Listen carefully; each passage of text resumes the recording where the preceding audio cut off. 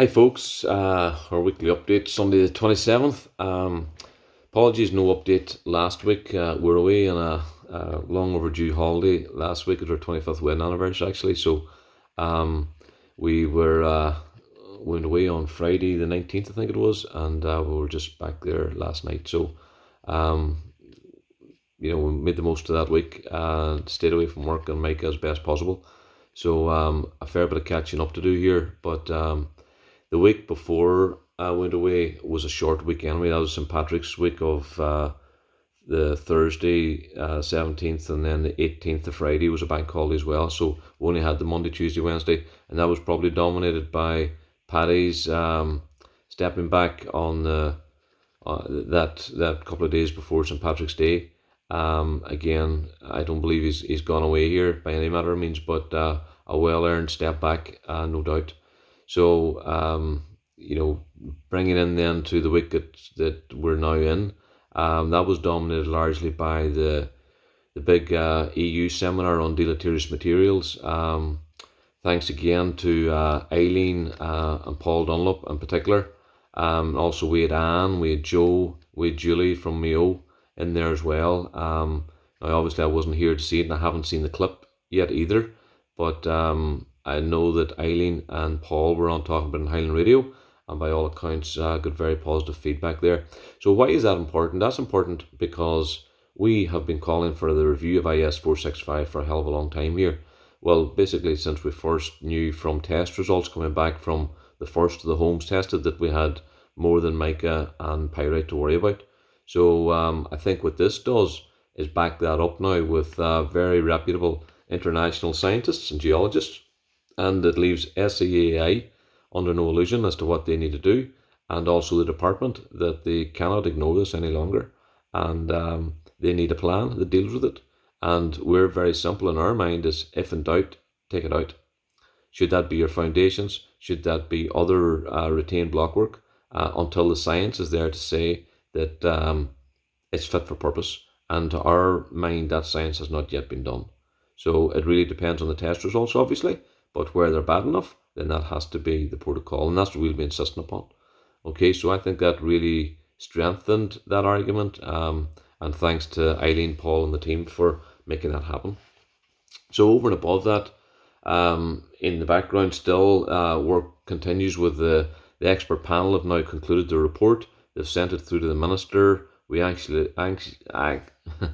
we anxiously await what that looks like in the end. We have formally requested that report, but it's with the minister as we speak. Now, the makeup of that report is really the terms of reference we'd already shared with you before I went away. So anybody that opened it up will have seen what was being covered within it. Not everything to do with our defective concrete block or our issues were covered, but certainly that which was covered, we had put forward our position on it. So you'll have the department position against a particular terms of reference item. You'll have the homeowner position against it, and then there'll be a recommendation made to the minister by Paul Ford and his expert panel. Now, the minister can then decide to run with that or not run with that. Now, we'll be looking to tease this out a lot more. We've got a meeting tomorrow with Kevin Dillon, who's a special advisor and will be very, very familiar with what's in this. John O'Connor himself. Very importantly, Pat Aresby, and he's a project manager for this defective concrete block scheme, and we'll get a chance to meet with him for the first time and see how all this goes. So really looking forward to that. Martina Hegarty as a Mayo homeowner rep will be there also along with myself. So we'll see how all that goes tomorrow. As I say, very much looking forward to it. We've got other bits and pieces in the background there as well. We've got, the 13 pages of questions that we still insist upon answers for that we haven't got. That's sitting with the minister now for weeks. Okay, so we have a lot of stuff out there, and I can sense, and it was disappointing coming back there. I read some of the Facebook stuff there and just had to close it down today. There's frustration there. I've no doubt about that, but there's stuff again. We know the whole Paddy Divers scenario and what brought him to the position where he had to step back.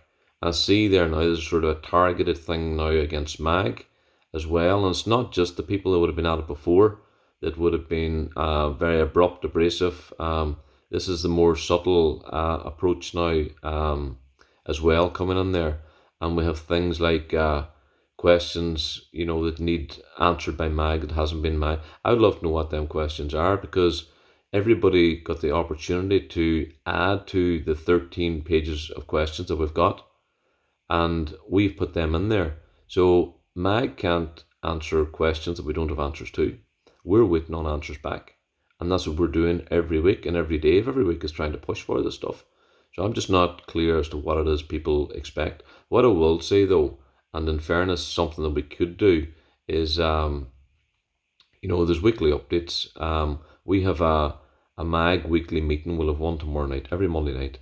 The level of engagement has never been more than what it has been over the last year or so here now.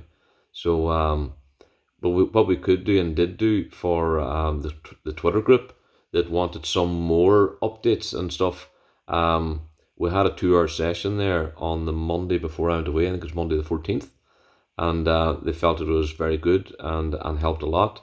And we talked about doing that sort of once a month with the Twitter group, because they've got to be up to speed with what their next big Wednesday Twitter storm is going to be and all that good stuff.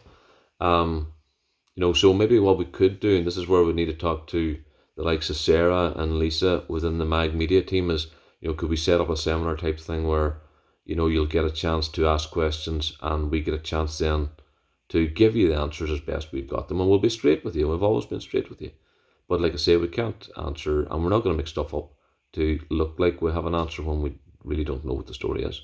We have a lot of pressure on government. We have a lot of pressure on council, and they're not coming back with answers. That's as simple as that.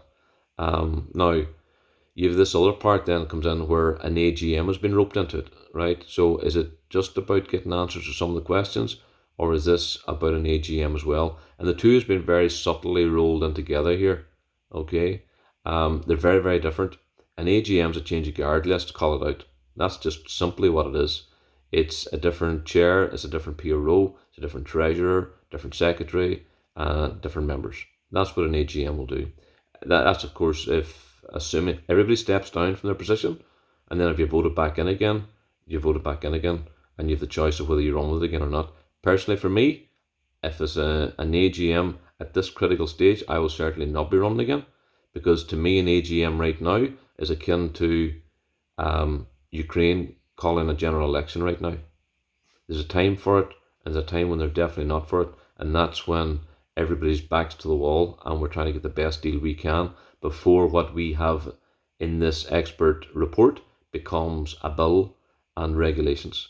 And this is in the next 3 months. So that's what we've got there now. To my mind, is there a place for an AGM immediately after that? Absolutely there is, because we have got other stuff that isn't being captured. And even though we have never moved away from the 3 pillars, never, in all our meetings, we are also realistic and honest in saying, for example, holiday homes, I don't see them coming through. Farmers, I don't see them coming through. Commercial buildings, I don't see them coming through. In this leg, I don't. I think the best we can do is keep that in front of them, and we bank what we get, and then we take it to the next leg and the next phase. And this is where I would say we should have, for the farmers, where's the IFA? Irish Farmers Association, where's their representatives? Get a couple of them on there, a couple of heavyweights onto the MAG Action Group then to take that forward. Commercial, where is the Chamber of Commerce out of Buncrana, out of Letterkenny? Where are they? Get a couple of heavy hitters in there, take that on. Holiday homeowners, let's get stronger representation. We've already got one in there. I've been corresponding with MLAs in the north here, and they have been looking for questions answered from the minister as well, and there is some responses, but not responses that tells us any more than what I was able to get myself in my conversations with them.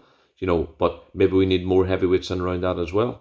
So that's where another AGM comes. It's a change of guard. It's not about clarification of questions. Someone is very subtly out there trying to roll that up, and I see people there that are, big advocates of what we're trying to do, been sucked into something that I don't believe they're aware of what they're being sucked into. So just caution is what I would urge there. But, we'll do the right thing as best we can, as always.